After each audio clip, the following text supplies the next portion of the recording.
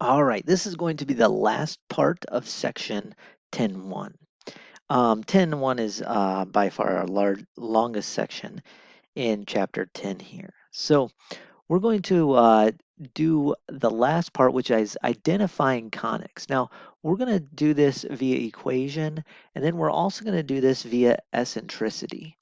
So we're going to look at an equation, and we're going to try to figure out immediately if that equation is the equation of a circle, a parabola, an ellipse, or a hyperbola.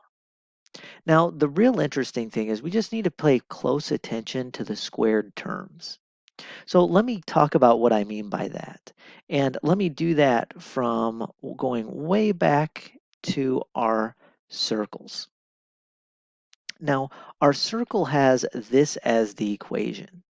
Now, I want you to understand that if I multiply all this stuff out, what I have is an x squared term and a y squared term on the left.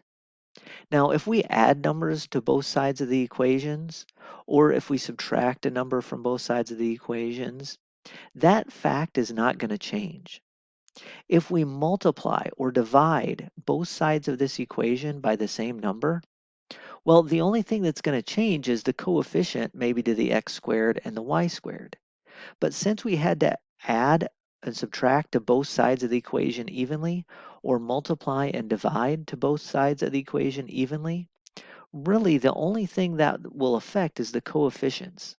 And if you look at this, the coefficients of x squared, the coefficients of y squared, whether I add or subtract numbers, whether I multiply a number times on both sides of the equation, you're always going to have coefficients on your x squared and coefficient on your y squared to be the exact same number if we're dealing with a circle. Now, what about the ellipse? Well, let's do the parabola. Parabola is a pretty easy one. The parabola is really easy to identify because if I focus on the x squared terms, or excuse me, the squared terms, I'm either going to have an x squared and no y squared showing up, or I'm going to have a y squared and no x squared showing up. So with a parabola, we're only going to have one of the x squareds or y squareds showing up. With the circle, like I said, they're going to have this, the x squared and the y squared are going to have the same coefficients. With the ellipse, well, again, similar to the circle, we're going to have a coefficient on my x squared, although this is divided by a squared and this is coefficient on my y squared is going to be divided by b squared. So they're going to be different numbers. However, notice that a squared, b squared are both positive. We have a plus in the middle.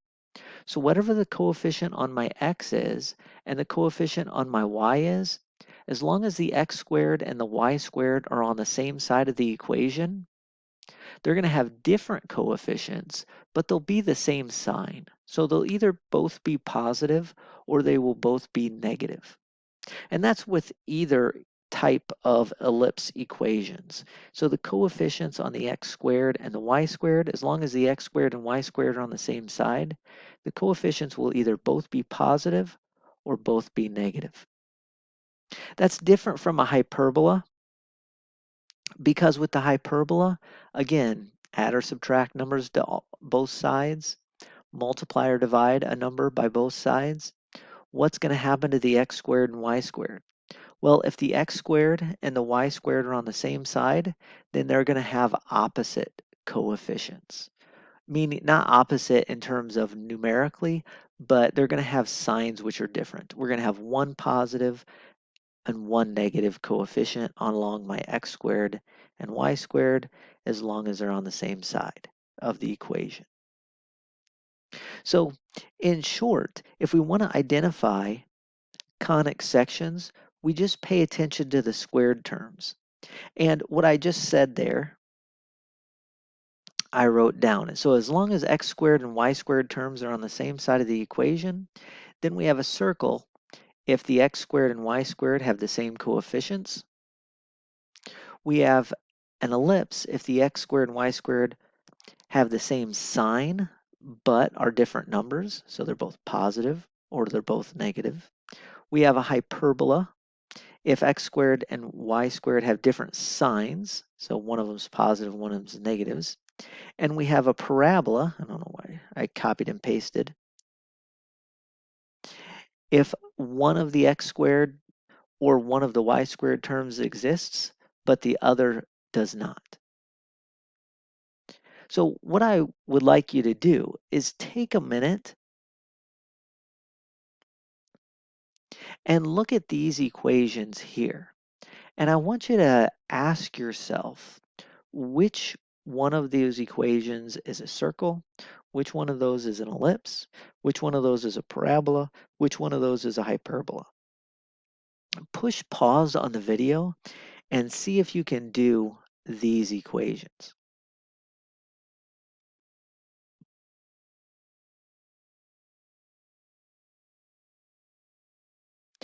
Okay, so, whoops. So, let's take a look at these equations. I wrote them down here.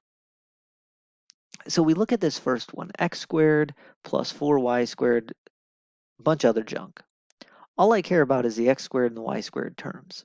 I look at the first off, I notice that they are on the same side of the equation. They're both on the left-hand side of the equation. Coefficient on the x squared is a 1. Coefficient on the y squared is a positive 4. Therefore, since they're both the same sign, they're both positive, but they are different numbers, that means that is the equation of an ellipse.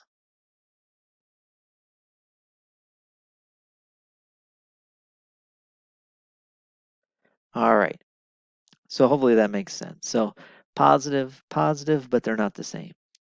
Now this next equation, we have 4x squared minus 7y squared. So the x squared and y squared, again, are on the same side of the equation. That's nice.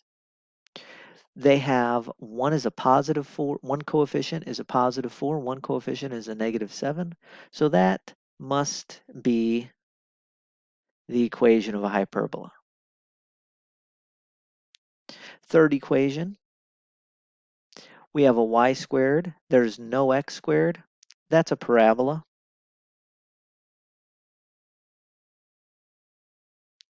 Fourth equation, well, this fourth one we have an x squared, but there's no y squared, so that's also a parabola.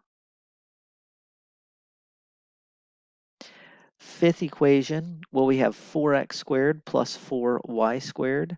Again, they're on the same side of the equation. That's a big important part, so that's a circle. And then these last two are a little bit trickier. These last two are a little bit trickier because, well, first, they have x squared and the y squared.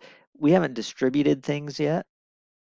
However, if you think about these equations, they are akin to saying, well, what's going to happen with the x squared? That's what we're really asking. What's the coefficient of this x squared going to be? It's going to be 3, right? Then we're going to have some other stuff. We're going to have middle terms. And then we're going to have equal to, 6 plus 2y squared when we pull it out. So we're going to have 3x squared on the left-hand side, but a 2y squared on the right-hand side. Now remember, all of this started with the same side of the equation. So if we were to put these two things on the same side of the equation, the x squared and the y squared terms, what we would have ended up with was a 3x squared minus 2y squared. And then we gotten some other stuff. I don't know if you want to add it to the left or the right, but we'd gotten some other stuff. But the only thing that's really important is that if you put the x squared and the y squared term on the same side of the equation, we have one positive, one negative coefficient. That's a hyperbola.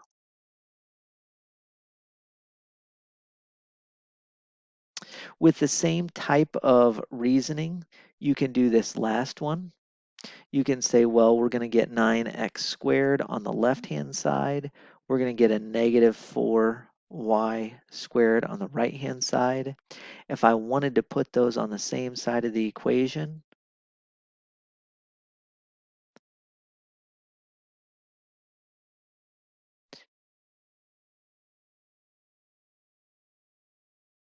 you'd have gotten 9x squared plus 4y squared equaling a bunch of other stuff. Who knows what that's going to be? But again, here we have both are positive, but they're different numbers. And therefore, that equation is the equation of an ellipse. So there we are. That's how we identify equations or conic sections by their equations. We focus on those squared terms. All right. The exact same coefficients and on the same side of the equation means circle. Same sign but different numbers on the same side of the equation means an ellipse. Different signs on the same side of the equation means a hyperbola. If one of the either the x squared or the y squared term doesn't exist, we have a parabola. Now the last identification topic that we're going to deal with is a little bit of identifying based on eccentricity. Now, eccentricity we defined as this weird fraction. It was c over a in both the ellipse and the hyperbola investigations.